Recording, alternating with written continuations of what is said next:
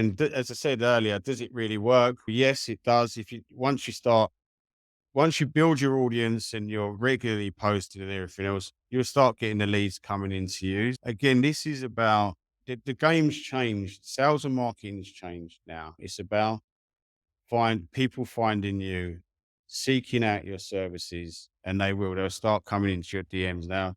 How long does it take? It's going to take you a few months. It doesn't happen overnight, but once you do start, if you do follow this information, this advice, they will start reaching out to you and asking you for your help.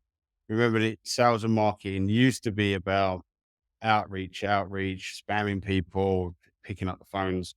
It's not anymore. No one wants to be bothered with 1,000 emails, 1,000 phone calls. I don't even open my emails anymore unless they're from people I know, unfortunately, which is, and the same with the phone. Like the phone rings, don't answer it. I Google the number.